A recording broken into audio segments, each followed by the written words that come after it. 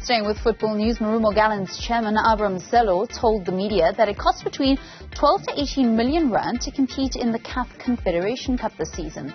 The team will make around 14.5 million for making the last four, but it's the latest in what can only be described as a rollercoaster season for the Limpopo outfit. They were relegated to the Motsepe Foundation Championship after losing 2-0 to Swallows over the weekend in their final DStv Premiership fixture.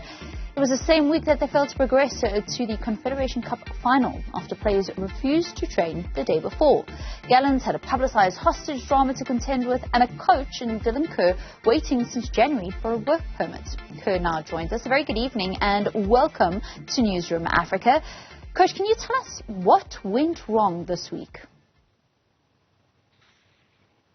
It all happened on Tuesday in Rustenburg when the players decided to basically, go on strike for money. And, what the saying is, money is the root of all evil. They've done absolutely magnificent for me and for the club, leading up until that day.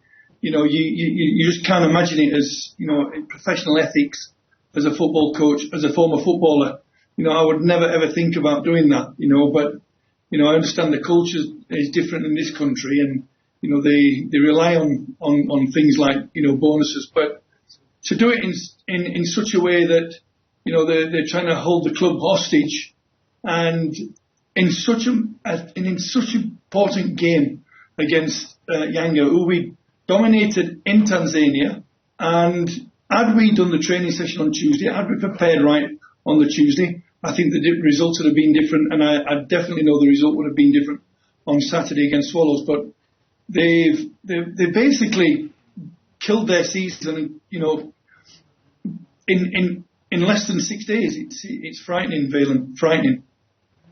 Coach, can you just explain to us the working relationship at Marumo Gallants and the technical team, how it actually works? Because we understand that you were coaching from the stands.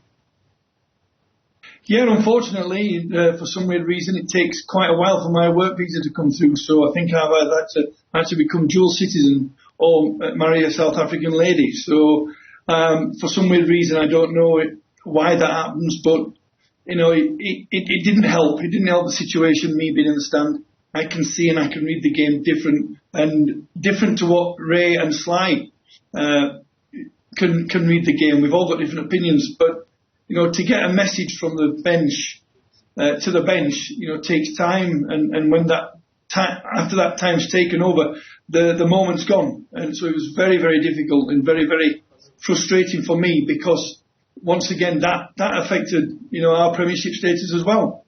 I could see things that needed to be changed, needed to be altered, and I could only do that at half time.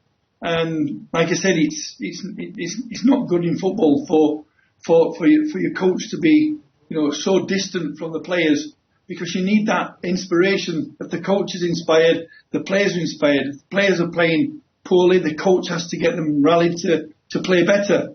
And me not being on that touchline, it affected some of the performances, and some of the draws and some of the defeats. Well, the two defeats we had. I could see what needs to be changed, and unfortunately, I'm not in a position to do that. You can phone, you can send messages down, but whether that gets relayed to the way you want it for what you see, it's very, very difficult for Ray and for Sly. So, it was very, very frustrating, and I did my best. I did more than my best for this football club, and like I said, they've been magnificent right up until last Tuesday afternoon, when they decided that they weren't going to do their jobs, basically, Valen, to do their jobs. Has the team been a happy team? Has it been a happy dressing room for the season? For most of the season since you got there in January? Well, when I got there, I could see there was lots of unhappy players because they weren't being selected. Dan, had his team, which is 100% right. He likes his set formations, and when you come to a club, first thing you've got to see is what's the makeup and how happy, how harmonious the squad is. And I found that there was a kind of a split in the camp for those who were playing, those who weren't playing. And I just brought them together to, basically enjoy the game of football and and to go and save their careers and make something of their careers, because, you know, success breeds success. You know, failure tends to breed failure, and, you know, that's something that we tried to avoid, and we did it very, very well. As I said, I can't thank them enough for doing what they did in CAF. They gave everything they could in the league. What cost us was goals. You know, we didn't, you know, Ranga did very, very well, but, you know, we needed to get goals from other areas. Against Yanga, both home and away, we had 8 chances to score goals, and we conceded 2 on counter-attacks. And you know, we failed to get to the Confederation's final because of that. But, you know, the players have, like I said, they've been absolutely fantastic up until, you know, this episode that goes against, like I say, goes against football integrity and football ethics for being a professional footballer. Last season you guided Swallows to safety. How difficult was it for you on Saturday that be the team that gets you relegated with Marumo Gallants? I didn't see us losing. You know, the preparation was absolutely spot on. You know, obviously our fixture schedule didn't help. You know, playing 22 games in 100 and something days. You know, Wednesday, Saturday. You can't really do any on the field training, because basically you're doing more recovery, and the other squad members are then training, you know, by themselves to keep them in match shape. But, you know, to be beaten in the way we were beaten, that's the most heartbreaking thing for me. I don't think I've stopped crying inside, because this has never happened to me, Valen. This is the first time in my football career, professionally as a player and as a coach, that I've actually tasted, you know, defeat. And I honestly don't know how to accept it. I've not absorbed it yet. I've still not come to terms with it yet. But I haven't slept for 2 days, because obviously it's my responsibility as coach and the chairman gave me the opportunity to come back to Gallants and save his team. And, you know, believe me, none of us, we were all in shock yesterday. None of us could imagine that, you know, we would have been relegated, especially, like I say, how well we've done running up to that semi-final against Yanga. It just doesn't make sense. It just doesn't make sense for me professionally. I just don't understand where the thought process is of, you know, getting something that they haven't done anything yet. Do you get me? You know, they've just reached the semi-finals. You know, get into the final and then finish the league season and then go and speak to the chairman about, you know, the bonus issues, and that's what they should have done. But they didn't. Coach, you guys had a club award ceremony last night. Did you chat to a couple of those players and say, surely you guys could have waited before you striked, before you decided that you were going to bring up the issue of bonuses? Was there any regret among the players?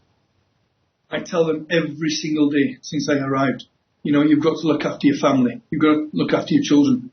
You've got to look after your mums and dads and your grandma and grandpas, and you've got to, you know, keep your dreams and football career alive.